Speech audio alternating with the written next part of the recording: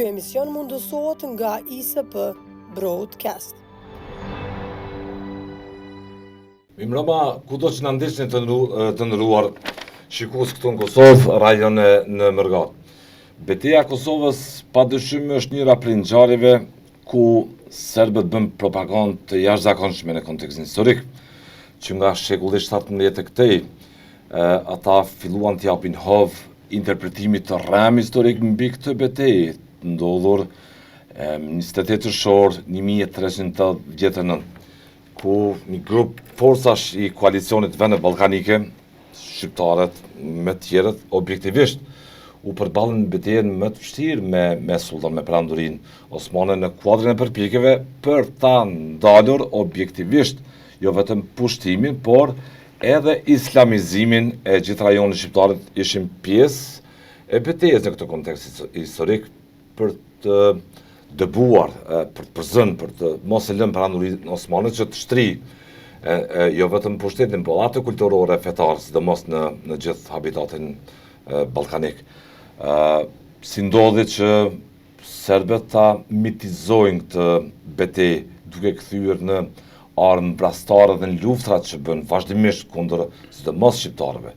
Ndodh ende në vitet e 90-ta kur u filloi të shembet Jugoslavia, dekompozimi i saj, Miloševići erdhi nga Zimestan, besoj e mbani mend mirë, domos gjeneratat e vjetra kur nga aty filloi betejë mbi postulatet e këtij mitizimi për t'i viktimizuar serbët, se askush nuk ju guxon të ra, kështu me radhë e tjera frymëzime të cilat i kishin rënjet realisht tek herojt e rrem që ndërtoi po kjo Serbi, po kjo akademi e tyre.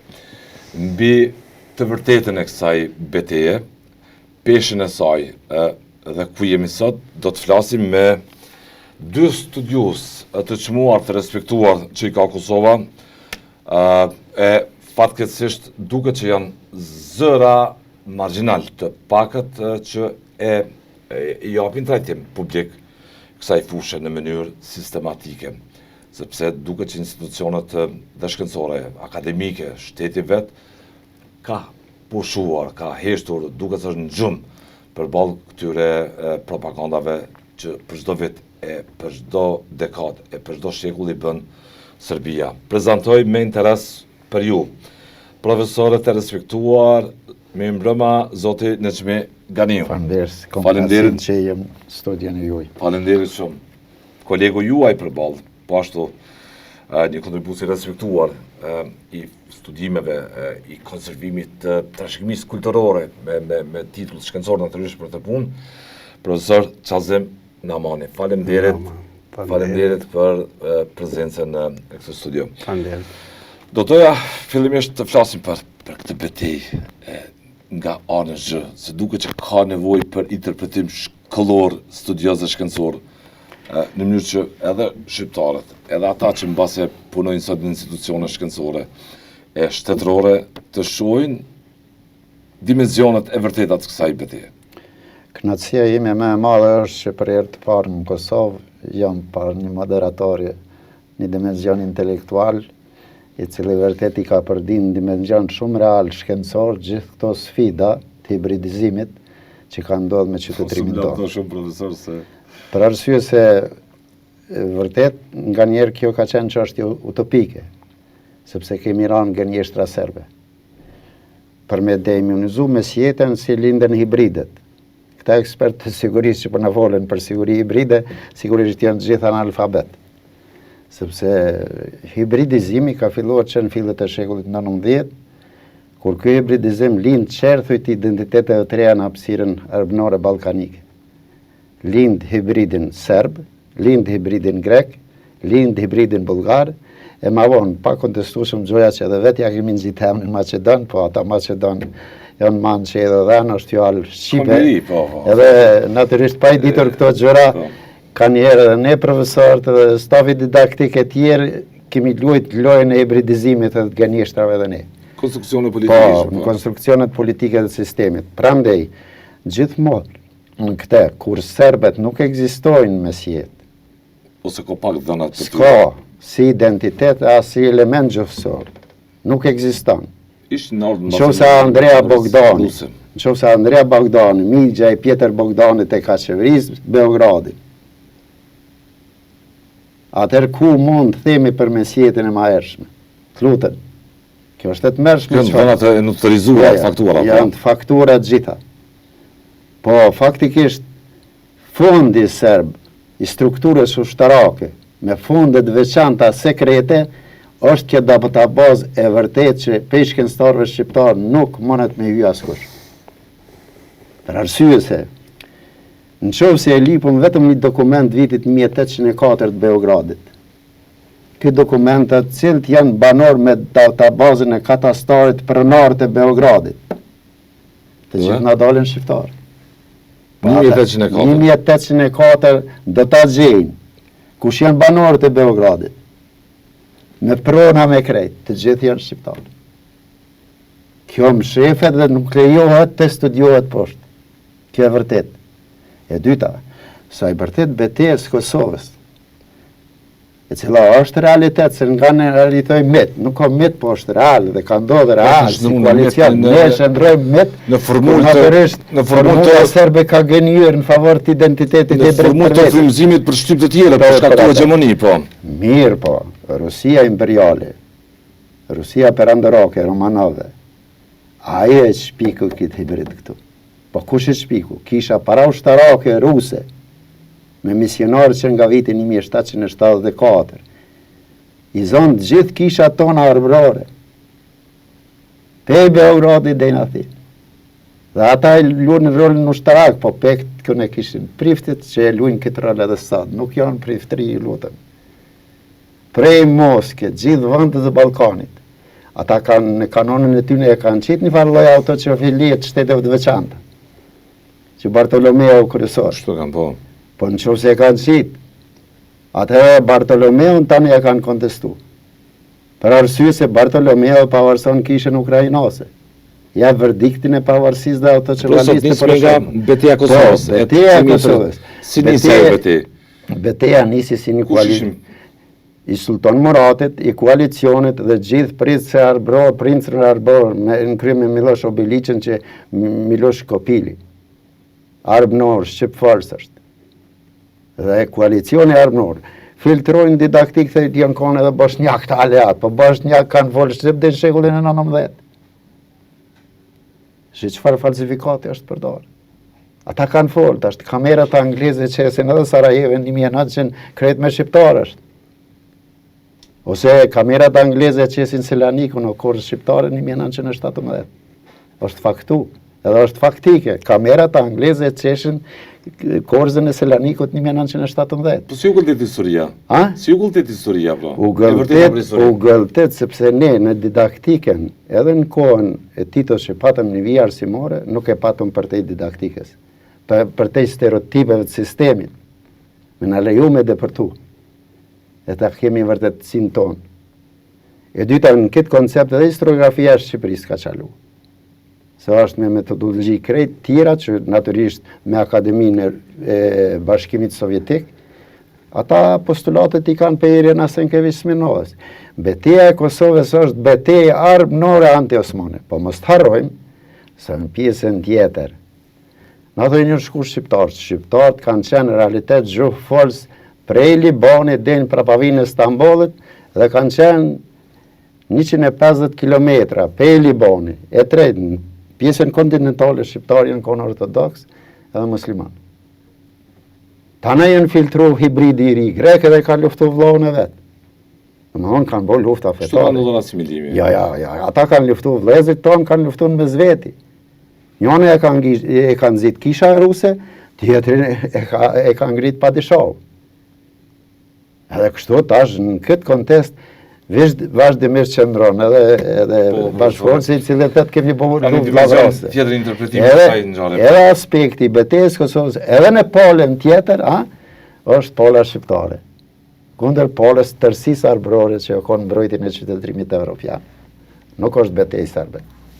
Profesor, në këtë kontekst do toja vijimin e kësaj interpretimi, ose trajtimin historik të kësaj Po për mendimin tim, trajtimi historik I kësaj betejë, ne nuk kemi dhëna direkt nga beteja, mirë po ato dhëna që I kemi trashëguar si burime shkencore nga kroniket të Osman të asaj periudhe dhe periudhës ma vonë, shekullit 15, do t'jon shkruar disa muaj pas ngjarjes së betejës. Realiteti që qëndron gjanë në mënyra të ndryshme të interpretimit edhe të përshkrimit të betejës, pajtohem plotësisht me profesor Ganiun se ne duhet shumë të fokusohemi në shekullin e 18, 17, 18 e deri në shekullin e 20, mënyrën e depërtimit të Rusisë, fuqizimin e Rusisë, ndikimin e saj në rajon dhe krijimin e falsifikimeve të shumta të literaturës, të burimeve që janë prezente, madje për këtë kemi edhe burime serbe që kanë shkruar mjaft shumë, do thotë dhe e përshkruajnë. Unë në rastin konkret po e përmendi vetëm një burim serb, se ka mjaft shumë. Nikolajević I ka qenë një udhëpërshkrues ushtarak I cili kalon nëpër territorin e Kosovës, përshkruan është viti 1892, libri I botuar, dhe e përshkruan edhe rastin e betejës së Kosovës. Ai kur e përshkruan thotë ushtria serbe ishte në Krushevc dhe kalon thotë nëpër disa fshatra të llapit, kalon thotë malet afër Prishtinës, është fjala prej fshatit Trut, këto pjesa e maleve të ulta dhe hyn në Prishtinë. Do të nëse marrim kronistet Osman edhe të tjerë të rrugtimin e perandorisë e ushtrisë osmane që vjen pikërisht ushtria osmane koncentrohet në ato male dhe I kishte në kontroll të plot. Faktikisht për ne që njohim terrenin, kjo ishte shumë, do thotë, e palogjikshme që të shkruhet edhe të kalojnë të hyjnë ushtria serbe në Prishtinë, do thotë që bjen poshtë. Do të kemi kësi lloj shkrime mjaft shumë, mirë po me rëndësi që është ajo betejë nuk ka zgjatë shumë.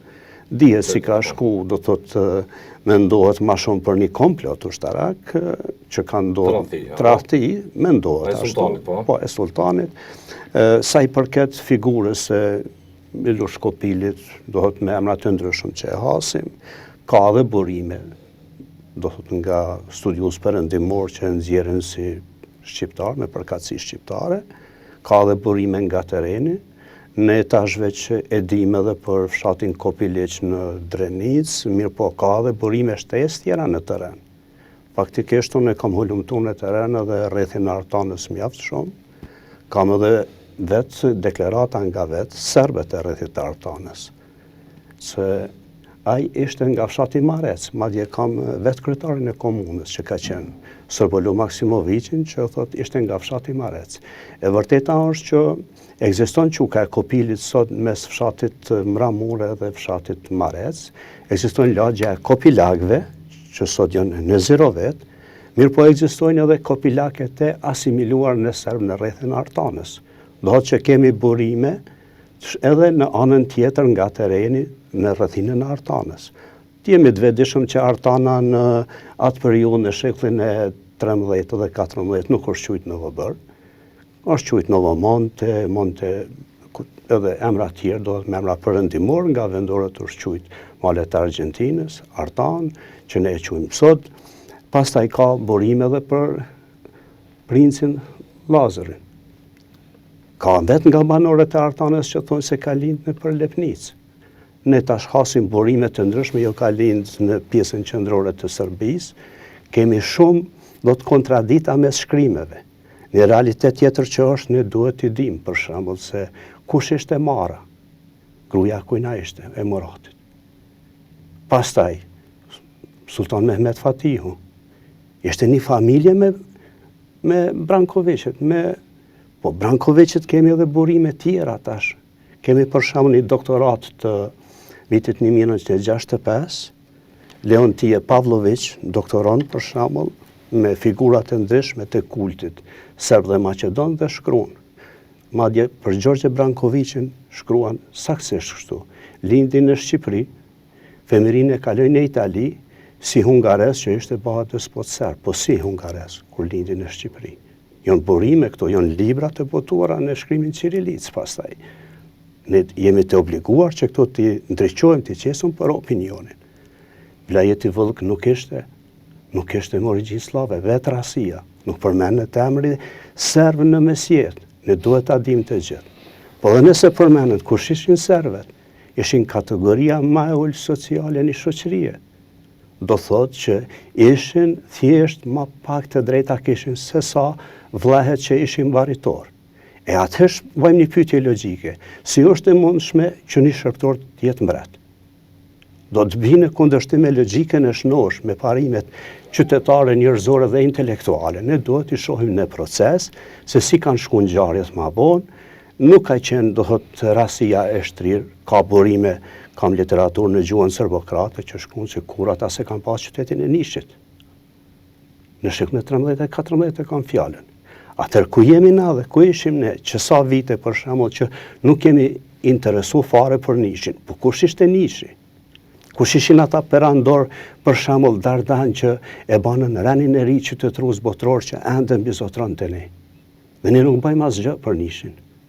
Nuk bëjmë asgjë për Konstantinin, nuk bëjmë asgjë për Shën Helenën, nuk bëjmë asgjë për Nikë Dardanin që krejt bota e ka në programe mësimore. Përse shqiptarët ishin të rrëshuar ose arbrit në atë kohë, princerit kundër pranurisë osmane? Po natyrisht që ata nuk pranonin një kulturë tjetër. Natyrisht ka qenë mbrojtja e territorit, ishte një koalicion të gjitha atyne principatave të quajmë për shembull në atë periudhë që ishin, do thotë, kundër mbrojtjes së territoreve, mbrojtjes së kulturës së krishterë. Na mos harrojmë se përpara për shembull kemi për mbrojtjen e kulturës së krishterë. Natyrisht edhe ajo ka ndodhur se kemi anxhërinit, na i kemi kryqëzatat që janë zhvilluar 2 shekuj më herët. Për shembull që ato kaluan për treven tonë. Pastaj ka edhe mendime edhe burime se minierat e Artanës kanë punuar me kapacitet plot, ato prej periudhës Dardane, prej mbretërisë Dardane, ndoshta edhe më herët. Metalet janë të shpikun edhe më herët në territorin e Dardanisë. Dhe nuk mund na të gjitha tash të pranojmë se erdhën slavet, erdhën të pagzuar, për shembull dhe u pagzuan në shekullin e 10-11 atje dhe ta bartin kulturën e krishterë në Evropë. Do të është defekti të ne shqiptarët, ne duhet të zgjohemi në këtë aspekt. Ose të ne për shembull që ta pranojmë se origjina jon vjen prej shekullit 17-18 se na kanë pru Osmanet, si ka dhe si mendime që thonë ata. Tash ne kemi argumente tjera shkencore. Faktikisht e marrim botimin që është botuar në Sarajevo në vitin 1952 apo 54, nuk jam i sigurt, botimet e Evlia Çelebiut. Dhe ai shkruan për shembull të gjitha rrjedhat e prockave që rrjedhin nga qyteti Artanës zburojnë në Albani, faktikisht e qunë Shqipëri, territorin. Pastaj e kemi Dardani. Po ne kemi fjalën për shembull për një periudhë ku veç del sinonimi arbër. Do thot në mesjet do të e qunë Albani, po ngjashëm me shkruan për shembull edhe për lumin Lim, thot buron në Albani, në qytetin e Plavës. Do thot ja sot ku jemi? Ku jemi? Sot jemi për shembull Shqipëri ishte dikur Plava, Shqipëri ishte Leskovci, kemi edhe Tehani edhe këto pjesë, sot e kemi kontest Mitrovicën. Pse nuk u mirë mbajt historia?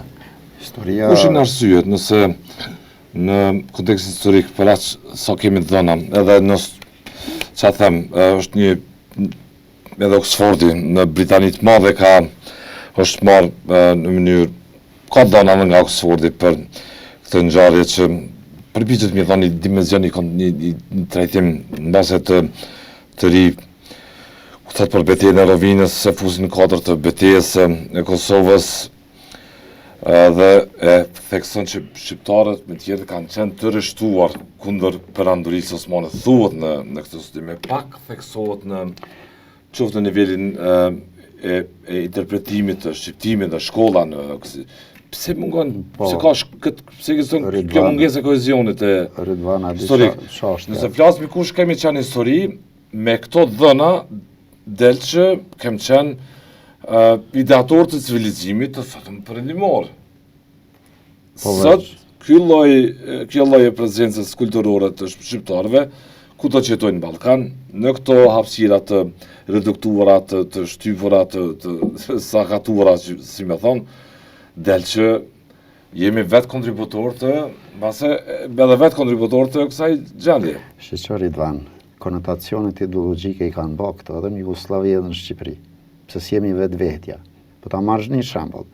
Derisa Petr Rrejë është një ndër shkencëtarët më kulmor, pelazhistë dhe gjustësisë krahasimtare. Kur edhe Çabei thet, mos depërto thellë në thellësi se të pret koka. Petrozhet. Ajo është nismetar, po jashtë në Rimon Vlora Falasku i qiti ato. I qiti me genialitetin e saj. Ku i kom thonë edhe zonjës nga Shqipëria, që Kosaqi që po merret. Zoj, ti nuk i e para, po është kjo e para. Atëherë në qofë se o kështu, pse s'bom na për veti? Sepse historia didaktike, si në Shqipëri, si në Kosovë, ka qenë konceptet ideologjik. Dhe më thonë, frymëzimi ka qenë ideologjia. Po, ideologjia. Dhe në qofë se ka qenë ideologjia, jo realiteti shkencor depërtoj. është deviju. Aja brumi dhe hibridit ana ka në met i kalbëzuar në një kohë sistemit të Jugosllavisë Titos. I kalbëzuar ka met. Po dhe Titos ka mujt me hicë, në kohën e Titos nuk o festuar. Nuk o kujtuar Gazimestani kur. Se nuk i ka leju. Me ardhin e Miloševićit. Nuk e ka leju. Ringjallja e shovenizmit serb. Ringjallja e miteve dhe qasjeve për betejën në Kosovë se këtu mbroj qytetrimi. Kur erë në atë ardhin e famshme të ati mitingu, na s'kishëm as fuqi për të vepruar, se na çështja jonë ishte ekzistenciale se trup biologjik. E lemra të merrem me këto, ne edhe ta ndalojmë Miloševićin, sepse ra prej dhe kryesia e RSF-s. Derisa Jonas Derveshek, kryetari i kryesisë, majti fjalëm çtu, ha? Po. Domthonë edhe kryesia e RSF-s ra nën platformën e shovenizmit. Nën platformën e shovenizmit serbe. Pse është kjo? Është kjo sepse edhe Akademia e Shqipërisë është nën diktatën e Irena Senkeviç Smirnovës, akademikës ruse. Dhe gjithë ky falsifikat, filtrim, është me hibridin serb. E dyta, mos dalim çështje e Kosovës, aso betejë e Kosovës. Eleni si kom thonë, mozoj. Fjala Kosovë nuk o serbisht. As slavisht të ti slavishtën se nje. Fjala Kosovë është Castellum. Castellum. Nga vend i kështjellave, në plot, pejve libitit të është Dalmacis, deri në Bullgari, kije me emrin Kosovë që do të thot vend i kështjellave. E Kosova ka marrë atë tërsinë e qytetërimit ma hershëm, o shujt vend i kështjellave, Kosovë. Me emrin atribuar, po jo që është emën slav. Atër kur e thaja që është emën slav, Vučići Mostri, dite dhe po, ashe një gatë zonin nga Shqipëria, po e vërteton që emni Kosovë është emën slav. Nguten ata nga njerë. Ajo ngutet shumë. Edhe dyta ajo duhet me teori në fund, i tregova dhe profesorit pare, që është për mua, ka me pas një vrejtje edhe zërtara, ja, duhet për Ukrajinën që është një shtet artificial dhe ka marrë pjesë të shteteve tjera. Nuk e mbrojtë Ukrajinën që o fortesë e demokracisë e Evropës edhe të botës, kundër Rusisë, aktualisht, po e nxirrte si koncept konstrukt shteti artificial dhe e lartëson të Rusinë në drejtën e saj. Pra për e shërë edhe për televizion, pra, botë e qartë, në Kongresin themelues të Bashkimit të Republika Socialiste Sovjetike, 1922. Me Stalinit dhe Ukrajinës, Federatës Ruse që do të përbëj bërësësën, ka qenë kontesti, kush do tjetë barës i Bashkimit Sovjetik? A do tjetë Ukrajina, apo do tjetë Federata Ruse, që do t'i pri bërësësës? Se ku këto Republika Socialistët Sovjetik, e këto e Jugoslavis, janë konë të të njësi federale, a? Ska guzoft koncepti sërb tjetë prioritarë, si kur atje, po, Rusi. A sërb për Jugoslavi, për nocionin Jugoslavi. E ati o konë një kompromis mes Federatës Ruse dhe Ukrajinës, 1922, që në qovë se Federata Ruse o bartë se sovranitetet bërësës në drejtën ndërkombëtare, atër Ukrajina nga vitin 1922 është antarë musafiri Këmbëve të Bashkuara. Këtë kompromis e ka bërë dhe Stalini. Do ta dinë edhe zonja nga Shqipëria. E jo me nxjerr shtet artificial.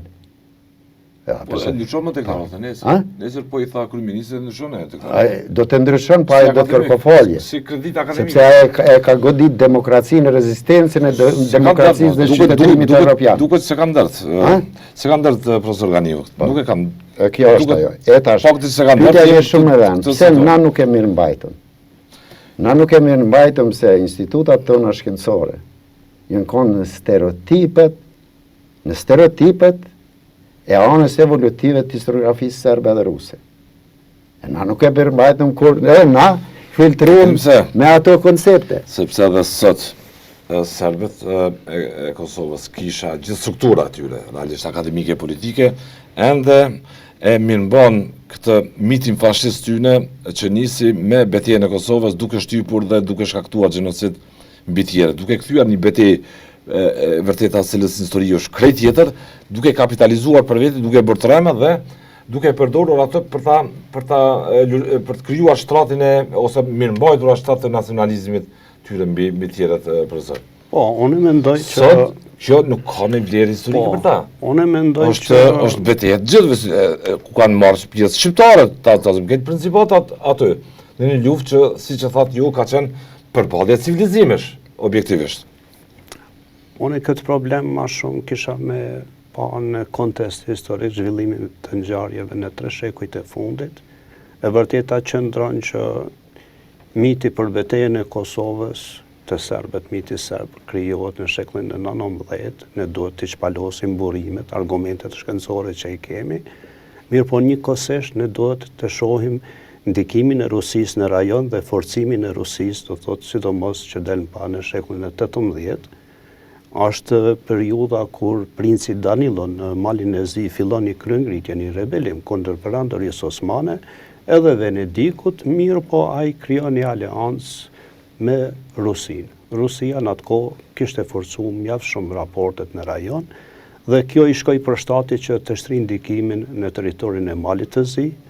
E di ma vonë edhe me një goshin që faktikisht si pasardhës i familjes e princit Danilo ka dhe burime historike që do thotë që është zbuluar në arkivin e Cetinjes, që gjuha e tyre ka qenë gjuhë ilirishtja, pra nuk kanë folë gjuhën slave, është botuar se dione për herë të parë nga një studius serb në vitin 1956, dhe duhet parë përgjithësi si ka viju shekulli i 18, ndikimi i Rusisë, koncentrimi me misionar kishtar dhe ushtarak.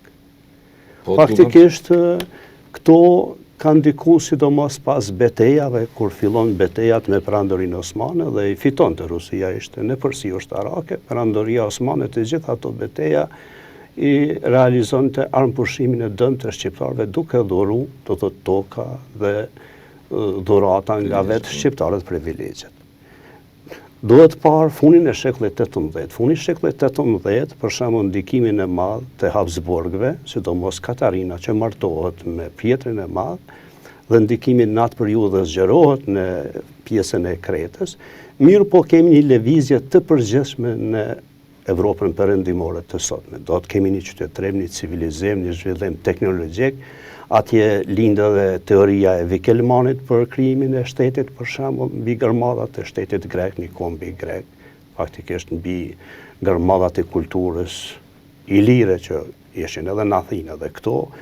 Kemi edhe klubin polak që themelohet në Paris me gjermanë veriorë së bashku edhe me polakët, me çekët, me slovakët, që natyrisht kjo ishte një dhuratë edhe për Rusinë dhe ishte një aleancë për rrujtjen e interesave të popullatës slave dhe qëllimi kryesor dëbimi perandorisë osmane prej Evropës.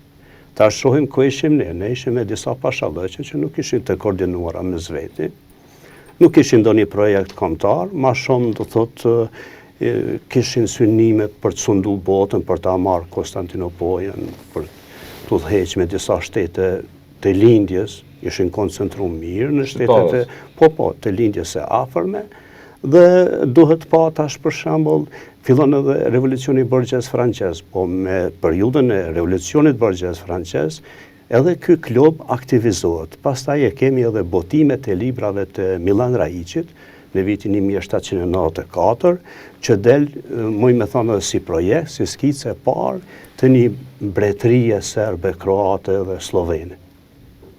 Faktikisht që argumente tjera shtesë dëshmojnë se si Mosarajlia dërgohet të një goshe në vitin 1827, përmenet për herë të parë termi serb në Malin e Zi të sotëm. 1827. Po. Mirë, po çka ndodh? Kemi edhe rebelimin për shembull të shqiptarëve dhe ortodoks. Madje kemi Karagjorgje Petrovićin, që ishte me origjinë shqiptare, është edhe botimi i dy autorëve serb, që shkruajnë, ai me Fazli Bashën i vrasin në Pallank 4 tregtar turq dhe fillojnë kryengritjen. Kryengritja pastaj përkrahet nga Rusia. E vërteta qëndron edhe të pushtimi pastaj edhe i Kralevës në vitin 1806, që Ceko Kolegu, se ishin qytetet ishin me popullat shqiptare, në librin e Tatomir Vukanovićit shkruan saktësisht do thotë edhe numri shtëpive të Kralevës. Në vitin 1784 Kraleva i kishte 11 shtëpi serbe dhe 89 ishin shqiptare dhe turke. Faktikisht turke nuk ishin, sa ata ishin vetëm administratën. Dhe këtu fillon një luftë për pushtimin e Kralevës. Në 1806 janë 3 misionar rusë që e mbështesin do të Karagjorgje Petrovićin kundër ushtrisë tjetër muslimane që po ashtu ishte shqiptare, dhe ne kemi shku në një vllavrasje. Kjo në një vllavrasje, do ta themi hapur, se kemi shku në një vllavrasje, ka burime pastaj edhe në vitin 1811. Vllavrasje për cilin motiv? Për motivin, për shembull, një pozicion ishte i shqiptarëve që ishin pozicionu për debimin e perandorisë osmane, që rolin kryesor e kishte Rusia që dirigjonte në organizimin e tyre, dhe pala tjetër që ishin, do thotë, ushtar osman që donin të arunin Iranin dhe qësin dhe privilegjet e tyre. Vëzët po vriteshin? Po, vriteshin me svetin, po ne nuk ishim një projekt kombëtar që është e vërteta, do thotë për mendimin tim bazë të asaj që kam hulumtu, ne nuk ishim një elit intelektuale në Evropën perëndimore, kishim disa ortodoks që ishin shkollu në Vjenë, si që është edhe vetë Vuk Karadžić, Vuk Karadžić dhe shumë të tjerë, që pastaj ata asimilohen. Është e vërteta që Vuk Karadžić që ka qenë afër për shembull vetë Karagjorgje Petrovićit, ai hyn në shërbim ros prej vitit kryengritjeve. Dhe kjo dëshmon edhe Oto Bodislavi, është një libër që e përshkruan në vitin 1829, udhëtimet që i bën nëpër territorin e Gadishullit ton, viziton e takon Karagjorgje Petrovićin dhe ka burime shumë të sakta. Aty pastaj është një lëvizje e përgjithshme që zgjat deri në vitet 30. E vërteta prapë qëndron në statistika, në historinë e Beogradit, se popullata e Beogradit në vitin 1833, kur bëhet regjistrimi, vetëm 25% ishin serbë dhe hebrej.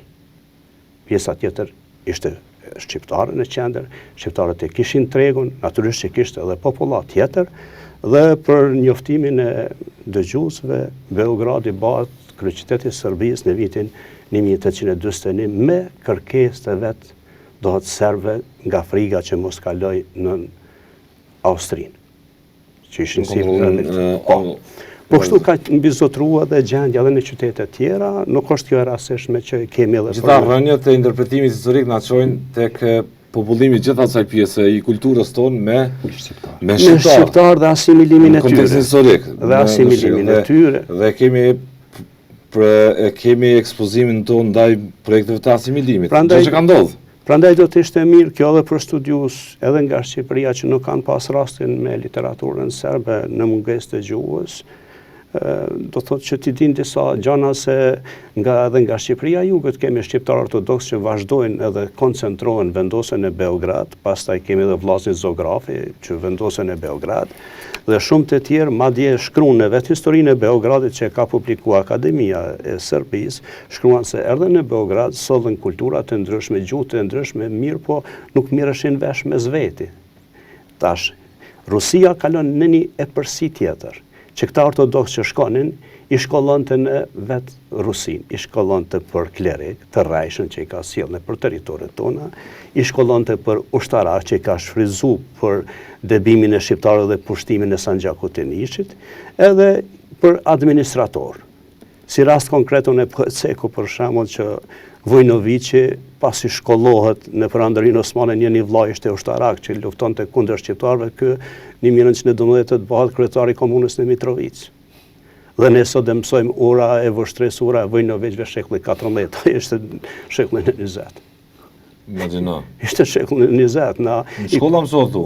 Mësohet e na, mësohet ura Vojnovićve në... Ku mësohet jo? Mësohet e na, të na dhe në literaturë, ki edhe të historiku i urës së vështres e ki kështu. Si ka fajt për të më mësu? Po jo, po i kemi fajet vetë, unë po tham për shembull. Është ne duhet ta dim për shembull, këto gjëra janë shumë kontekst historika, jo thrasim për konsultat. Jo, as nuk konsultojnë, as nuk konsultojnë. Për cilën arsye keni ditë? Apo janë rrojtet e asaj interpretimit historik? Shqiptarë s'mund bëhen bashkë me zvete, janë egoista, po çka? Është një problem për shembull që e mendojnë, po tash në fushën e etnokulturës, e mendojnë që duhet t'ju përket arkitektëve, që unë vazhdimisht kam kritikuar që me staf teknik nuk mbrohet trashëgimia kulturore, është një kontekst historik, janë periudha historike, do thotë pavarësisht se unë do thotë kam doktoruar në arkeologji trashëgimi. Mendojnë të lexojnë historia. Po ata mendojnë, po trashëgimia kulturore udhëheqet nga arkitektët në Kosovë, që s'din punojnë në shekuj, unë po e them publikisht. Kolegë, është të duhet ta shesh çdo qeveri që ka ardhur. Këto janë gabime fatale dhe ka shkuar. Kopjon nga serbët dhe bën historikun e monumentit. Si? Kopjojnë literaturë serbe dhe bën historikun e monumentit. Kjo duhet jetë një vërejtje e përgjithshme që duhet të stopohen këto gjëra. Saktësisht shkruan në 3 fletorat që i publikon Miloš Milojevići në vitin 1870 në Beograd. Dhe shkon e pyet një qytetar para urës. E kujt është ura? Thot e Vojnovićve. Sa ta kishin prona në vështre. Thot ura e kujt është? E Vojnovićve dhe? Faktikisht e shekord burimi që mbështesin shkencor serbe. I bazohen interpretim të historisë, po. Po, do thot. Faktikisht kretë historia serbe është e krijuar në këtë mënyrë. Ne duhet të lexojmë literaturën serbe dhe të gjejmë faktet, fillet e burimit e falsifikimeve dhe t'ju tregojmë realitetin edhe ata që ta ndalin as shovenizëm, nacionalizëm. Intelektual shqiptar se kanë pasur. Nuk e kanë pasur, është e vërteta që është për shembull. Njëri pasatem të që shpesh përballur me ta në debate të ndryshme, edhe pas, sidomos edhe pas Bugut dhe kështu me radhën ka pikpamje historike, por tani kjo është një pjesë interpretimit. Po ne duhet këto të shohim për shembull, nuk është edhe historianë ta ndalin në acertanja projekti par Serbio, more ishte Danilevskit, Çartkovskit ishin përpara ato që krijonin me popullatën, e krishterë manipulonin, e shpallin patrikun rus si zot në tokë, pastaj e vërteta që qëndron ekziston edhe të reformat e Tanzimatit, ne u goditëm keq. Po, reformat e Tanzimatit. Po, është problemi duke plotësu profesorin edhe autori Serbo Krugić, pyet, duke pa gjetjet shqiptare në Beograd. Ono što vidim, thët ja u Beograd postavlja se pitanje. Da li je Beograd glavni grad Albanaca? Që të më thonë, profesor, nuk e kuptoj shumë mirë. Që tash më në për këthej. Po. Profesori Serbo Krugić pyet, në bazë gjetjeve shqiptare që unë i kum gjetë në Beograd, në elementin arkitekturës, në ndërtimit, kontabimbashët fillon, e tjerë, bëhet të pyetje. A është të Beogradi kryeqyteti shqiptarëve? Po ta do edhe një dhonë, te Karadziqi, po të plotësoj. Karadziqi në enciklopeditë Laurasit, kur i qënë letër, Petar Petrović Njegoshit II, i qënë, e qatuar një e gordit. Në që se dënë pe citoj për opinion, edhe sërbesh që ka thët, po e pe për këte edhe Shqip. Po. Thët, gospodaru, ako hoćemo podršku Rusija, treba promeni naziv i ime. Ako hoćemo da ostanemo ovom tlu, në që se thëm, dojmë me metë në të vende, ku kun Karadziqi këtu, bleja e qëtë edhe një sintagma ti në ndërgim, po shto mi s'marë banasi me qënë si jemi shqiptarë. Që se dojmë me jetu në këto vise, muj me jetu vetëm me përkrajën e Rusisë. Por, kemi një kusht. Me marë një emër të rritë në nostifikimit serbo se marazez. Po, këtu nuk janë desha me shtu këtu diçka? Është. Kjo është e të mërshme. Do të doja të mbesmi të kë vjojme. Këtu po thilë, betejë vitit 1389, përballi pranurinë osmane me forcat e koalicionit ballkanik. Për të ndalu një imponimin një kulture ose sundimin e një perandurie mbi një kulturë tjetër, mbi një habitat tjetër objektivisht. Si u ndodhen shqiptarë me pastaj dhe tjerët pas kësaj betejë? gjithë ajo interpretim që po e bëni, fletë se si shqiptarët u shpartaluan në pikpamje identitare, si u asimiluan në pikpamje tjetër identitare, kombëtare, dhe se si të tjerët manipuluan historinë e tyre. Po, ka burime të shkruar madje nga vetë literatura serbe edhe për vitet e më vonshme, dihet se balshajt shtrihen, zgjerohen, kalojnë për herë të parë në Artan, dhe Artana ishte komunë katolike, ka dhe libra nga autorët serb që janë botuar dhe vonë. Pas atë viti po flasim, pastaj kemi për shembull një periudhë ku shqiptarët ishin, do thot, edhe në aleancën e vetë sultanit, do thot, kishin pranu. Ne dim që kalojnë në vasalitet. Dhe e dim që ma vonë pastaj lindë edhe termi Serbia nuk ishte se Brankovićit ishin familjar me vetë. Branković shuhet në Shqipërit, jo Branković. Brankovitet. Po mirë, do të ishin aleancë me vetë sultanin. Dhe nuk ishte rastishme edhe në betejën e dytë e Kosovës që ishin në koalicion, se ata ishin familjar me Zveti. Dhe ju kishte leju një sundim një territor serb, do thotë që ishin Shërbim, që fjala Serbia nga fjala Shërbim, dhe këte e përdorën pasaj në shekullin 17-18 dhe ma vonë që ta nxjerrin do të për një fjale serb që ishin shërptor, ta nxjerrin një mbretëri serbe, gjëja se ka ekzistuar në Mesijet, që faktikisht nuk ka të bëjë me Po e thatë mirë, si shërptori mund të përfaqësojë statusin e një... Po aty është, ne duhet të shohim ka dhe akademik Bogar dhe ka dhe të tjerë plot, do thotë që shpjegojnë këta, madje kemi na edhe një fortifikat në Greqinë antikitetin e vonë Serbia, për shembull që ishte një fortifikat me një autonomi që ishte në shërbim të mbretit. Çështja është te fjala serb. Si po fjala serb po vjen? Te fjala serb. Fjala serb është shumë më e vjetër, besoj, edhe një variant në etimologji, është në kohën e perandorisë romake. Po. A di pse? Gjithë popujt që ishin për brenda kufinit në vllahinë e sotme, dhe atu ka shku perandoria romake. Po. Edhe duke shkuar ato, perandoria romake lidhet e marrëveshje me popujt kufitarë në kufinin e vetë. Dhe ka tipologjinë e marrëveshjes latinisht federorum, kur natyrisht kishte edhe kriza perandoria romake në një kohë dhe hapësirë në elementin e vllahis, faktikisht edhe në elementin se ajo ka qenë dhe në gjysmën e Anglisë sotme. Dhe në këtë pyetje të gjithë popujt për rreth, natyrisht ka lidhë aleancë federorum. E këta aleanca federorum për lehtësitë mbrojtjes kufinit janë serves, domthonjë popull në shërbim perandorisë romake. Ajo termi serves o ma vonë, o transmitu edhe në Mesjet, edhe serb të kanë përvecue, se gjaja për shembull, kjo është një identitet i shekullit 19 që do të quhet Serbi. Ardhen nga gjuha latine, serves, popull të shërbim, por nuk ka lidhje me serb, ka lidhje me rrethin e vllahis, pejo dese, knej, ka me vllamerit, se vllat na edhe gabim e përdorëm. Në hartën gjeografike, vllahia quhet Vlleçko, Shqip. Vlleçko quhet. Se të jugut, dakomezve të veriut ju thënë vllamet tonë, vleçket tonë, dhe Vlleçko është në histori, është në hartë. E na ka herë filtrojmë, mënyrë akademike, jo ata janë romonët janë dakomez, janë Gjaku dhe origjina jonë, me gjithë Moldavinë. Gjaku dhe? Gjaku dhe origjina jonë me gjithë Moldavinë. Shqiptarë dhe? Shqiptarë. Rumonia. Dhe Moldavia. Dhe Moldavia. Po, janë dakomez. Me aktin që janë dakomez, dakomezisht janë substrati ilirishtes.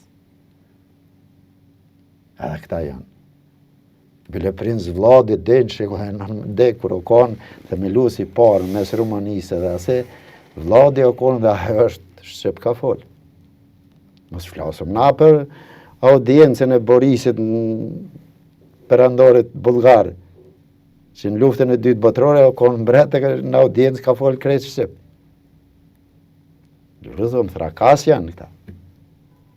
Elementi thrakas është elementi i lirë, është tojtë e ilirizmë. Jo shtojës e slavizmit. E ka njerë edhe me kolegun tem, këto duhet me i precizu shumë. Njërë që ta nëzirëm brumin më të mirë, sepse sot vërtet jemi rrezik për 2 megasistemeve. Ato 2 megasisteme sot, Që janë? e cila është Rusia, Irani dhe doktrina Davutoglu që mund me arë krizë identiteti kombëtar shqiptar në Ballkan. Çfarë thu sot? Sot, kur më të rrezikuam në identitet s'kemi qenë. Sepse o bo mega sistem, po ta marrë një shembull. E demokracitë më të mëdha para parasi ndërzu. Kur stadiumi i Chelsea-t si vjet i bën 10.000 iftara në stadiumi i Chelsea-t në Angli. Domthonë demokracitë më të mëdha praktikisht kanë kapitulu në identitetin e tyre. Dhe fare nuk filtrojnë me identitet.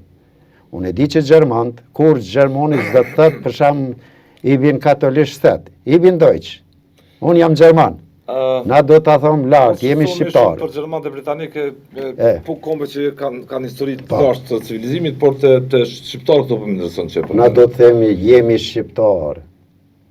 Adhurimi është privatësi dhe mos mu përmen musliman as të krishterë. Po jemi shqiptarë, e tash. Adhurimi, kur jetë në fazën e adhurimit, është hyjnor. Si të në më bëj identitet dhe ideologji fazën e tretë, a faza e katërt është fashizm. Dhe i këtu kanë shku gjërat e na. Dy të shembuj mi përmend që Kosova dhe shqiptarët kanë rrshit në këtë terren. Kanë rrshit në këtë terren se doktrina Davutoglu zyrtare sot në Kosovë në krye me Naim Tërnaven. Ma shpjego ma shumë? Të spjegoj se elita politike jonë nuk mund të asmenale edhe pse jemi shtet laik. Ky zotëri do të më burgosi. Se paraqet shtet paralel. Thu e dëshojnë vendosin kur thet kam kushtetut. Po? Qa kushtetuta për najmë te? Ajtë ka statut.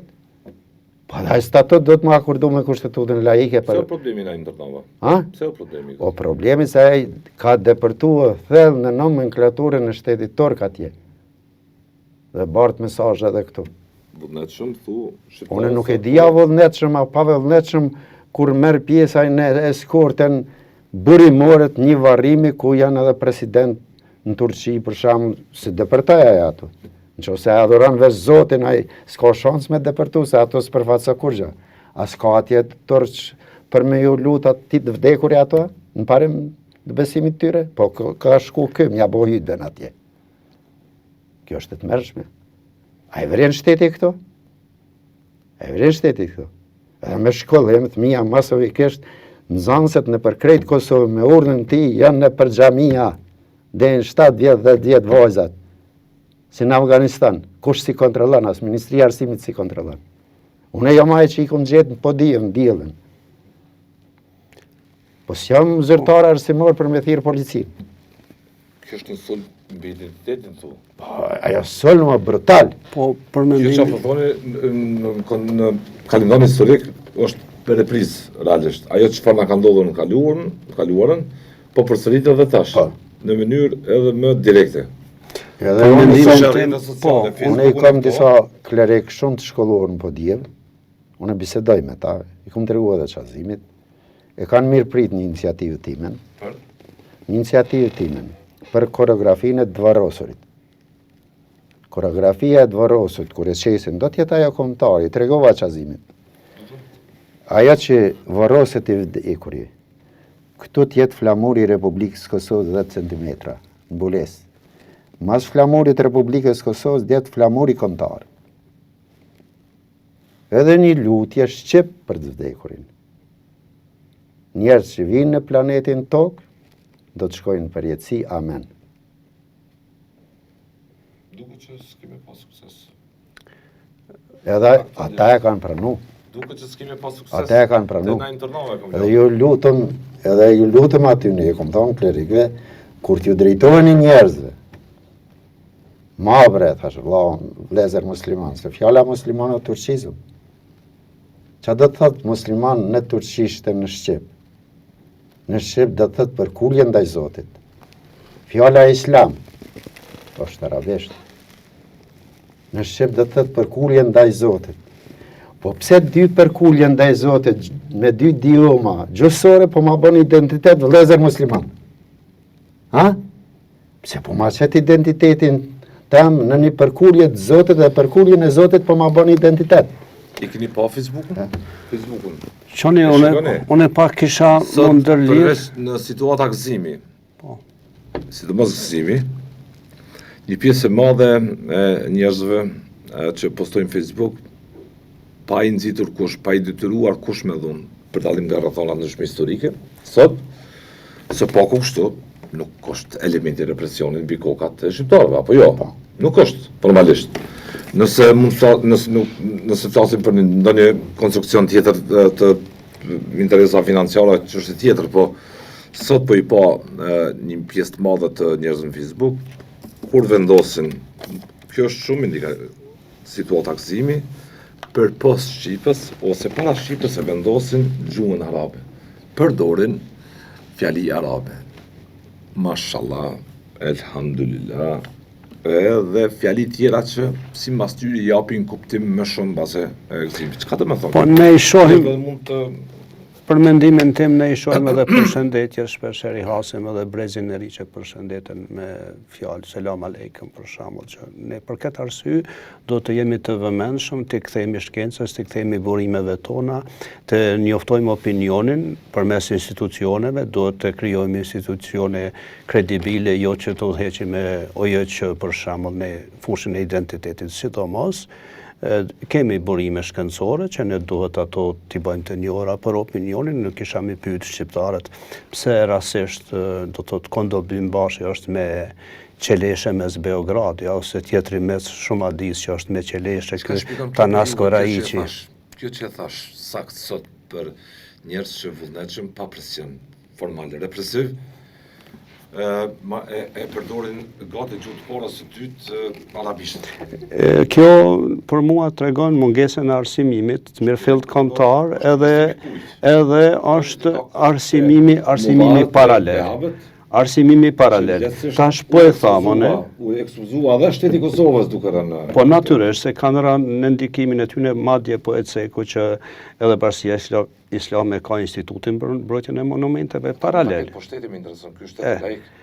Tash ky shtet laik, po këtu kemi cënim të kushtetutës që o dash dohet niveli dohet qeveritare dhe akademik të ngritë zonin ma heret, mos me ardheri të kjo gjendje tash është një gjendje jashtë kontrollit, ne duhet jemi shumë të vetëdijshëm se kemi kriju. Jashtë kontrollit. Për mendimin tim po. Edhe unë jam i këtij mendimi. Për mendimin tim po. Se është koqo vështirë tash për me kontrollu, se u kriju në mënyrë masive, pastaj kemi shpërlarje të trunit. Tash nëse pra po nalmi të burimet historike, na jemi do thotë thirrur me burime historike. Pas 1389 e përpara mbase, nëse him në zhvillime tjera të mesjetës, pra sa kemi dhona në mesjet, dhe duket që çdo gjë po përsëritet. Po përsëritja po shkakton kurje të identitetit ardhnor. Po është shumë indikative se Justiniani 528 e formoi bazën e qytetërimit konstitucionalizmit, na jetojmë perandoria e Bizantit. Ta shpjegojmë shqip që është perandoria e Bizantit. Ka qenë një lojë e ilirëve të vjetër, në anën aziatike të Stambollit, Konstantinopojës. Edhe ajo lojë e vjetër që s'luhet në Olimpiada është loja Biz. Është kjo? Po. Edhe ana aziatike kanë luajtur masovikisht Olimpiadat loja Biz. Edhe kjo është lojë ilire. Kjo pjesa tjetër europiane ka thonë ana e bezve. Dhe nga ana e bezve... Ku i ke gjetë to? Ana e bezve në literaturë. Të pakume? Ana e bezve e merr emrin ta bie, komunikoj. Në rregull, po. Ana e bezve e merr emrin perandëri bizante. Peranderia bizante është perandëri armënore, shqip folse. Po fani profesor me krenari për historie. Sepse e kanë vërtetuar i lindasit. Vetë historia e ka goditur habitatin ardhor i lirik në gjithë këtë... E kanë projektet slave, projektet e qertë, hibrid e kanë goditur. Natyrisht se këtu kanë shumë makineri evropiane, hise këtu. Po pa elementin e brendshëm. Mirë po. Na vetë këtu i kemi marrë të nëjësit gatuara dhe vetë i kemi interpretu gabim. Ne gjë disa burime historike që janë të rëndësishme për shembull edhe periudhën romake që e ceke, është pikërisht viti 212 e dikti Karakallës, ku bëhet barazimi i shtresave në perandorinë romake. Nga burimet e deri tashme që kemi arritur ne do t'i lexojmë, vinë shprehje perandor me origjinë lire. Dhe kjo është ajo madhështia për shembull e asaj perandorie që faktikisht udhëheqet nga perandor. Dhe ne duhet t'i gëzohemi faktit që pikërisht do të perandorët nga Dardania ishin ata që banë reforma të thella në shoqërinë e qytetërim. Do të është Konstantini i Madh, do të thotë që e themelon edhe perandorinë, edhe Bizantin, pastaj Shën Helena është Pelegrina e parë me ti në Porrin e Shejt Jerusalem. Himni të duam që se ka më herët. Për shembull. Projekti Dava Toglu, gjitha puna e qetë tash në 2000. Po i qetë se ne nuk jemi të... Puna e rrëzon gjithë krenarinë historike. Nuk jemi të arsimuar, ne vetë nuk kemi shkollë. Po për të thirrë në fakte të notorizuar historike kush ishim. Problemi është këtu për shembull që ne vetë shumë pak dim për vetveten tonë. Tash nëse marrim për shembull qendrën e krishterët të Ilirikumit që e djegin honët në Mitrovicën e Sremit, që ka qenë, dhe bartët në Selanik. Mirë, po pikërisht ishte Justiniani ai i cili e bartë në vendlindjen e tij, që mendohet që tjetë rrethin e Medvegjës, faktikisht i sjell të gjithë artistët, të gjithë ata, dhe bën një sistem të fortifikimeve të jashtëzakonshme. Po këto procese historike do t'i di çdo shqiptar. Dhe natyrisht që kur arsimohet njëri dhe i din këto, ai nuk e zgjedh kulturën tjetër. Në mungesë të arsimimit, topsimit të shkollave, që i kemi në sistemit që nuk është, do të ta shkon shprehje një shkollë paralele, e cila funksionon në një mënyrë të pa prekur, të pa autorizuar, edhe krijon deformime etnokulturore. Tash, unë kisha me shtu këta. E kujti projekti Dava Toglu. Është një projekt ky për shembull që publikisht ka dalë kjo, por edhe pse ishim në shekullin e 19, edhe pse ishim në një periudhë ku identiteti jonë mohohej, madje kemi edhe kryengritjen e Mustafa Pash Bushatliut ndër 4 kërkesat e tij ka qenë lejimi i veshjes kombëtare shqiptare, do që perandoria osmane kishte ndaluar. Ne duhet jemi parasysh të vet libri për shembull i Akademisë së Serbisë, mund ta sjell kur doni edhe publikisht ta shohim atë, shkruan sa i përket veshjes serbe. Ne nuk kemi të dhëna se si është duka ajo. Roli perandorisë osmane në krimin e shtetit shqiptar. Një pjesë e shkollës së këtij interpretimi thotë se po mos ishin osmanët nuk do të kishte shqiptar. Jo, ata mendimin tim është gabim. Gjuhë që do t'i ndajmë do gjëra. Gjuha është e ruajtur. Po është gjuha arkaike, e folmja e popullit është e ruajtur. Nuk është prekur. Po perandoria osmane nuk e ka arsimuar dhe nuk e ka zyrtarizuar apo nuk e ka institucionalizuar arsimin shqip. Edhe kulturën e ka penguar. Siç e ka unë, do thotë në qytet nuk ka lejuar me qeleshe. Aja ka lejuar të folme. Po. Dhe folme është e lejuar në Stamboll dhe Paralazhe, ajo tjetër që turqit pjesës aziatike i thojnë Arnaut Devletije, vendi shqiptar. Perandoria osmane kam fjalën. Po. Ai gjuhën e ka lejuar mu folë në komunikimin familjar, po nuk e ka lejuar në aspektin shtetëror mu arsimu populli dhe vedia. Ne unë po e citoj një fjali të Vuk. Ike po them, a ndikoi perandoria osmane në rujtjen e identitetit shqiptar apo në zbehen e tij? Ka ndikuar në zbehjen që Keshka Heceku për shembull që në vitin 1827 vetë do thotë shkruan që nuk kemi dhëna për veshjen serbe si u zhduk. Ata thirrën në një sanduk të veshjes Helenës, gruas së Karagjorgje Petrovićit dhe bijes së tij, thotë që është martuar me Antonio Plakiçin, mund ta shihni do të që Antonio Plakiçi ishte me origjinë shqiptare, faktikisht nuk kanë burime, perandoria osmane ndalon veshjen, ndalon nuk reformat të Tanzimatit nuk e njeh, do të etnin kombëtare shqiptarëve, edhe këtu ndahet faktikisht ajo e keqja se disa regjistruan si bugar, disa regjistruan si grek, disa regjistruan si serb, ne mbesim si turq. Ajo që ndodh pastaj me zbatimin e reformave të Tanzimatit në terren, për çudi e sjell këtë Slavofolsk ka qenë nga Ugulini i Kroacisë, e sjell do thot në terren për të zbatuar reformat në terren, Omer Pashlatasin, se më kujtu emri. Edhe këtu kemi do thot një kushtëzim, një pranim të islamit të pjesa dërmuese. Është e vërtetë që hasën shumë në procese që kemi laramanin, që detyrojë një familjar të pranoj për shembull të njëshin me 2 emra, ka dhe burime, është doktorata Eurosh Shumit për shembull kur e pash thotë 2 familjet bereshve të vjetër, thotë e serbëve të vjetër beresh u banën musliman. Po edhe serbë dhe beresh nuk shkojnë këto qana. Këto ne duhet t'i thojmë shtru, do thotë. Pastaj kemi librin e Todor Stankovicit ku shkruan për shembull se Brankovicit e Drenicës ishin fizgash. Po ne duhet të thojmë për shembull.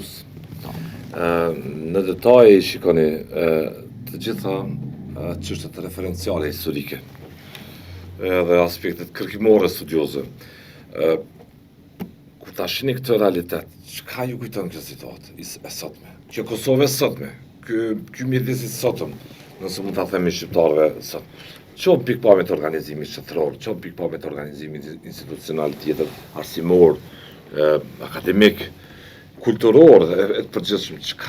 Çka ju kujton? Ju kujton se po bëni punë të dobishme apo punë që mund të hudhet në sport kontinjerit diku? Po faktikisht po flas personalisht unë vetë motivi me shtyn që të hulumtoj edhe literaturë dhe në teren, dikun 60% vendbanimeve në Kosovë i kam vizitu, i kam shëtit, ma shumë me thonë me kontribuo, jo me ndimin e institucionit ku punoj, më vje keq më duhet të them, do të thotë unë si doktor shkencë po shkojnë penzion si në punësiri, atje të paga me shkruan, po le të mbetet kjo një këshill që nuk do të veprohet kështu, i kemi të kufizuar mundësitë për veprim në teren, si studius, do të për me pa dhe monumentin e kulturës, edhe ndonë se jemi mjaft pak ekspert të specializuar. Kjo është një defekt, do të thotë, në institucionet tona që ka ndodhë pas lutës, nuk ka qenë mirë, spari ka qenë keq për ne.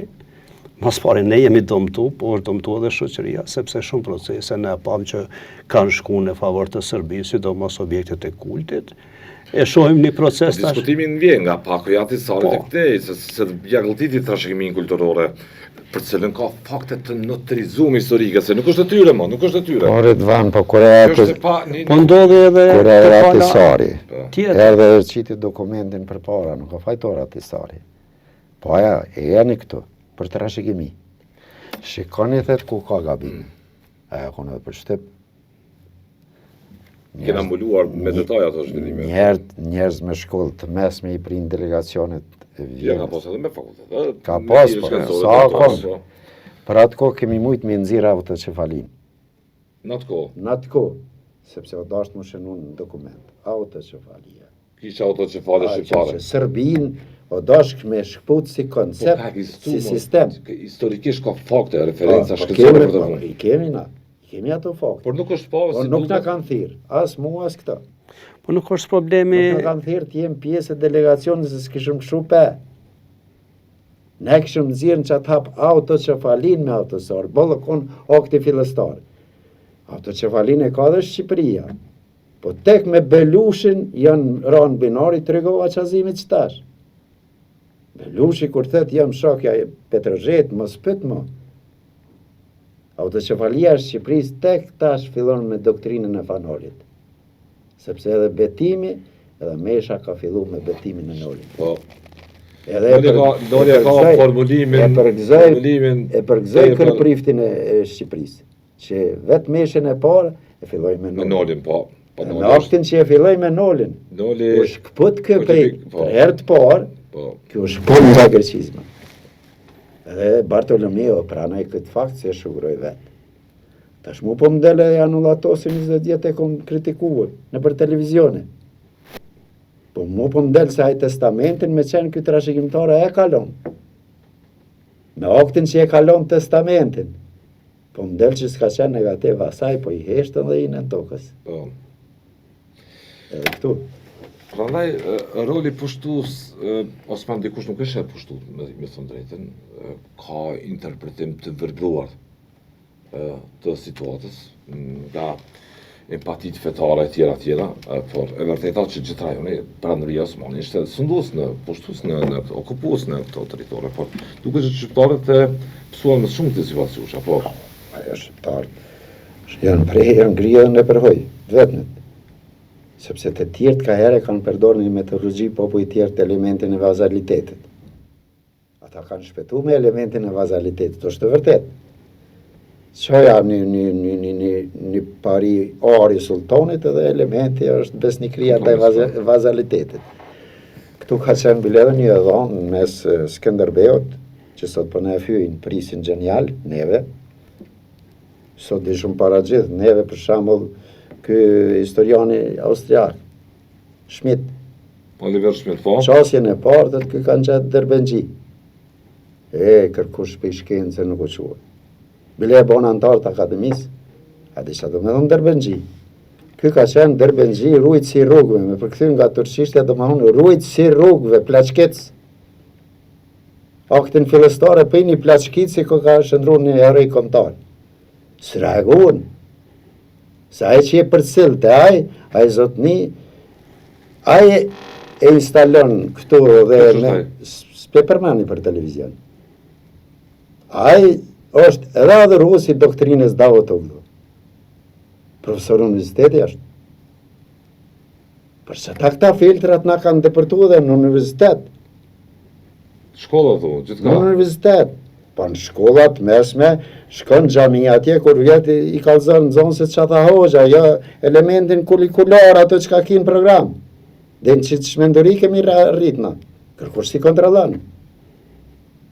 Kjo është të mërshme. Unë i vërejtoj këto për ditë. Dhe kjo element është shumë i rrezikshëm për situatën me na ish njëve Aleksandrin e Madh, pellazgun e fundit. Skënderbeu, po pse sultani i thët Iskander Shqip do më thonë Skënderbej. Do më thonë Iskander Turqe Shqip do më thonë Aleksandri Madh. Edhe sultani e ka ditë që kjo është pasar si Aleksandrit Madh. E s'pedim historiant ne shqiptar që Skënderbeu pasar si Aleksandrit Madh.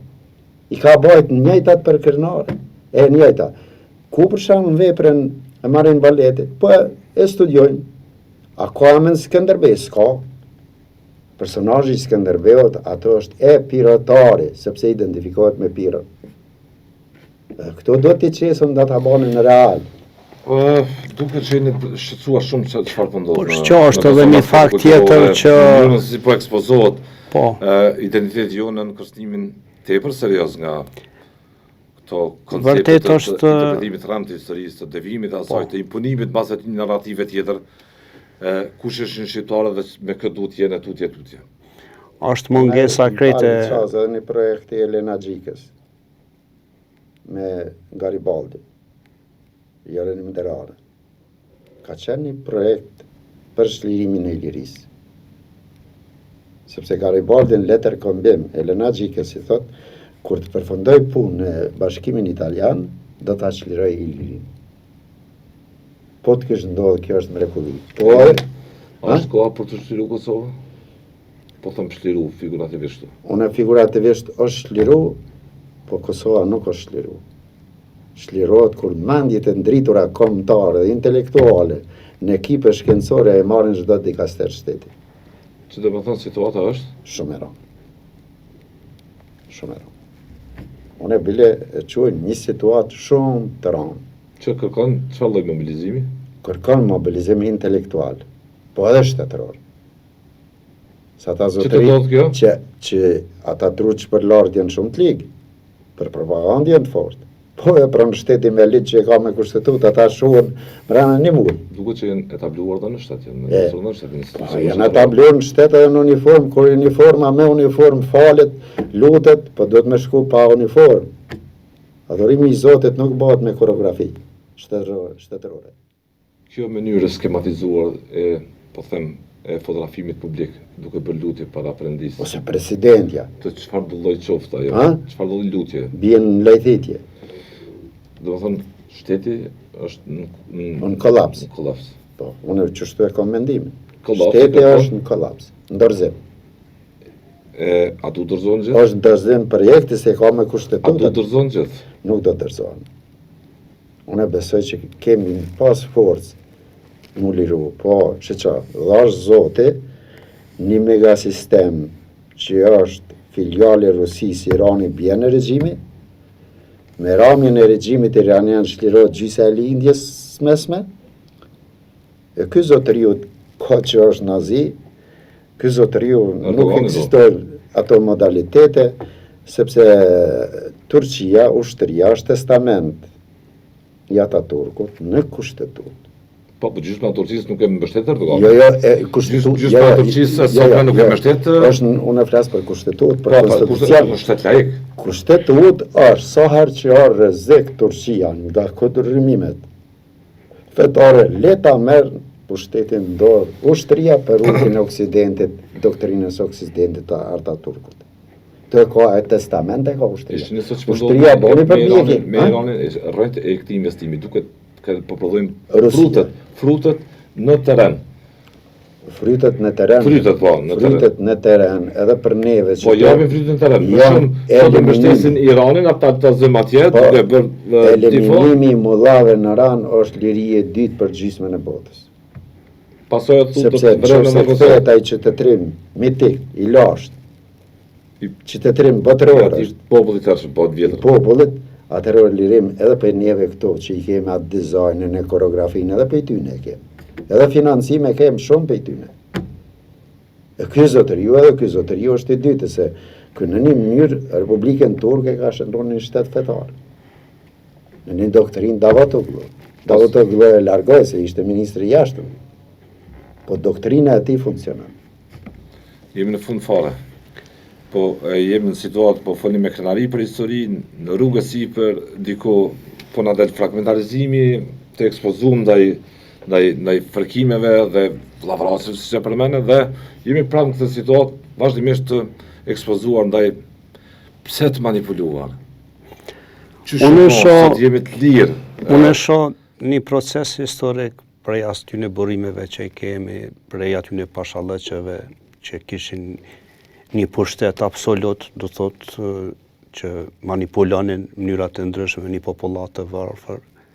Nuk kishin koordinim mes veti dhe ne u vonum, nuk kishin platformë kombëtare vetëm i vetmi popull i Evropës, pa një projekt kombëtar, për një shtet kombëtar. Në zonën reforma shumë të fuqishme të shteteve perëndimore, i formuan kombet ata, ne u vonum.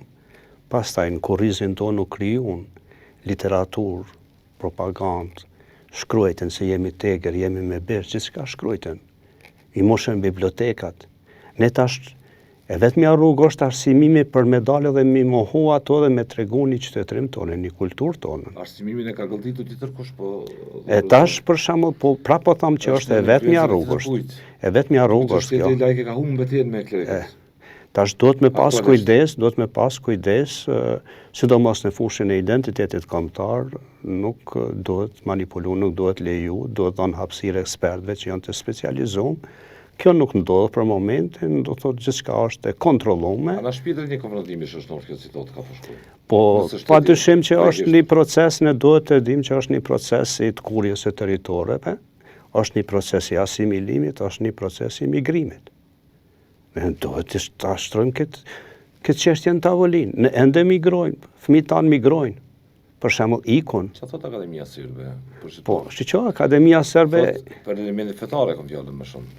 Po, natyrisht që Akademia Serbe do të thotë është elementi fetar dhe lej pastaj shikoj se ç'bën. Po natyrisht që u kthye ai projekt që kishin. Me këtë kërcënim. Po përballemi, si jo, kjo do vrehet çdo ditë vrehet, për shembull, se natyrisht që shumë lehtë është pastaj të manipulohet në shtetet e perëndimit. Ne gabimi për shembull i organizimit të diasporës, që diasporën duhet çmuar, se ishin ajo shtresa që faktikisht na mbajti edhe vitet 90-ta. Mirë, po tash ne shohim që bashkia liberale dhe sillen si një pjesë mjaft atyre si kamikaz ekstremist. Që ne kemi quajë edhe klerik. Kemi quajë edhe në shtetet perëndimore. Mos pajtoni, po respektojeni rani liberal ku një zhvilluar rritur, sepse alternativa tjetër është në theqafje. Ju çon në vendosin e bombave edhe në ftesën për shariat. Edhe këto mund ta bëni, po shkoni në burg ose vriteni. Institutet profesionale shkencore për rrugën e identitetit kulturës dhe të zbatohet kushtetuta ashtu siç kemi pas fatin, do të thotë edhe mendimin e ligjeve të një shteti laik, ku ndahet feja nga shteti dhe duhet shikuar në aspektin kombëtar, do thotë që mos ketë politizim, për mendimin tim do thotë është shumë keq kur partitë politike garojnë për me vllabëru institucione profesionale shkencore të identitetit. Punëtorët e identitetit shkencor i shërbejnë çdo parti, i shërbejnë kombit, duhet pas hapësirë, për të vepruar të rënd, duhet pas publikime më shumë, që kjo nuk ekziston. Nuk ekziston, kjo është realiteti që nuk ekziston, se vetë jam në institucione. Po flas tash si zyrtar që kam qenë pjesë parë themelimit të ministrisë kur kemi kërkuar ne Kulturës, po institut për mbrojtjen e monumenteve ndërkombëtar nuk kanë qenë kundër. Janë konsultuar me zveti kanë thonë ju s'keni kuadro. Por që pe ulim kriterin 3 doktor shkence në vend të shteteve tjera të rajonit që janë 5 doktor shkence. Sot e kësaj dite nuk është plotësu. Ne kemi ardhur në një situatë që sot kolegët e mi punojnë në shkollën fillore me doktoratur të mesjetës. A i din opinioni këto gjana? A din Ministria e Arsimit? Ne kemi të nostrifikuar me doktoratat tona. Plus ne ishim 3 doktor të parë të arkeologjisë dhe trashëgimisë dhe është mbyll në programin e Universitetin e Prizrenit ka ndalë publikisht nuk kemi kuadro. Po ne ishim. Mashtruan tu. Ashtu ka ndodhur në vitin 2016. Mashtruan tu. Po. Do të Gënyen. Edhe që ishin familjar atje, do thotë kanë qenë njerëz me profile tjera që nuk dinë me shpjegu procesin e trashëgimisë. Jemi ata, do thotë që kemi prime qytetërim në Evropë dhe të mos vazhdojmë kështu me misionar të dërgojmë në Evropën perëndimore me klerikë të ndryshëm për shkak që janë kundërshtim të plot me qytetërimin evropian, janë kundërshtim të plot edhe me kulturën tonë, kundërshtim të plot do thotë edhe me rrjedhat politike, do thotë edhe kulturore të Evropës, sepse do të ketë pasoja mjaft e mëdha. Nuk do të na durojmë në këtë mënyrë, do thotë edhe Bashkimi Evropian ndonjë ditë do të kthehet kundër neve, do të kthehet kundër përpjekjeve tona për të bërë shtet. Shqiptarët do të mendojnë se janë 2000 vite sakrifica, 2000 vite luftë, 2000 vite përsekutim për me bërë shtet. Dhe duhet mendojnë për me bërë shtet, shteti nuk bëhet me korrupsion, nuk bëhet me manipulime, nuk bëhet me sjell kultura tuaja se prim për ka kultura, dhe mund ta them se veshja që kemi trashëgu, qoftë xhubleta që është për UNESCO, qoftë veshja e grave shqiptare në Medveçë që është një veshje aristokrate, është ndër veshjet më aristokrate sot që ruhet në Azi dhe Mesjet. Pra jemi një popull me qytetërim, një popull me civilizim, që ne veç duhet të organizohemi që të mobilizohemi për bërjen e shtetit. I kokës identitetit shqiptarëve, po është shimja kjo tjetër. Tjetër është, do të kemi origjinal. Unë do ta kisha një porosi më tepër politike edhe për politikanët aktual që politika është arti i smundshmës. Dhe politika nuk është dogmë bolshevike, apo nuk është barakadim. I porosis, urgjentisht të themelojnë institucionin në krizë globale që jemi. E porosis Ministrinë e Arsimit, urgjentisht të ndaloj të gjithë hoxhëllarët që filtrojnë diasporë në shkolla atje, edhe na i talibanizojnë nxënësit. Ministria s'ka kontroll. Në kohën e Titoja i ka qunë diasporë mësues me verdikt sekretarit ministrisë të Kosovës në atë kohë, edhe të ministrisë federative. Shqiptarët janë shkuar për fëmijët shqiptarë në Gjermani, në Francë, i kanë mësues. Zotërit këta klerik pa i thonë kush, fëmijën 5 vjeç shkoni të bënë. E masovitikisht është në Zvicër, në Gjermani, ku vërtet nxënësit tonë sot nuk kanë kur fat dije kombëtare, as identitare çka janë. Se shkojnë ata vullnetshëm. Po vullnetshëm, po duhet më ndalu. Shteti që kishte Gjermania do të ndalë Zvicra, do të ajo nuk i ndalon për ty. Jo, ajo nuk i ndalon për ty. Ajo për komunitetin nuk i ndalon, po ti do të më ndalu se ai s'ka verdikt dhe diplomë zyrtare. Gjerman, francez, frant. Po do të më portu Ministria e Zvicrës me Ministrinë e Kosovës. Këto s'punojnë ministrit, në partneritet e memorandume. Vende liberale proces. Ato janë vende liberale, kuptojnë drejtat dhe liritë themelore të njeriut. Edhe ato e konsultojnë çfarë brumi hen ato. Këtë konstruksion të lirive qytetare, grupet kamikazeve tjetër. Tash, do të më ndalu. Mundësia do të jetë mësuesi, do të jetë i shkronjave shqipe, do të jetë mësuesi. Jo hoxha. Këtu, Po dhe fenomenet shoqërore në Kosovë, kleriku zgudzon me i spjegu. Së është i pregaditën dhe s'ka diplom. Ku gudzon ai fenomene shoqërore para popullatës me dalë, fenomene shoqërore kombëtare historike me i spjegu, filtron me falsifikate.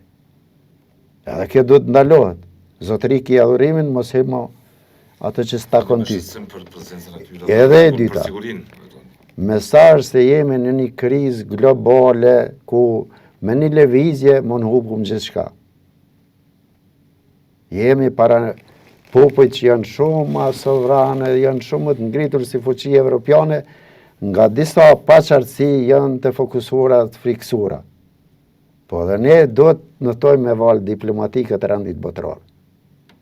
Nëse notojmë, kemi udhëtësi të përgjithshme, me artin e politikës kompromisis mundshëm, jo me dogmë bolshevike mu qeverisë shtete, ajo është meri që na ka kaplu në shekullin 21. Dhe nuk ku me ndugue, unë, që një koncept, dogmë i shekullit 19, revolucionar, jashtë të quajtë ose së revolucionar, kthehet në dogmë dhe shkatron shtetin e Kosovës. Kosova është shtet laik me kushtetut, është në nevojë që gjithë kontribuojnë për të këndjellur bazë situatën, edhe vendimarrëse që janë ato opozita rezultati votës qytetare që flirtojnë me këta element, që po e kulltisin realitetin të trashëgimisë të identitetit kulturor. Ju falenderoj për kohën edhe një herë. Faleminderit. Shpresoj të kontribuojmë në të tjera tema me interes për publikun. Faleminderit shumë. Faleminderit shumë.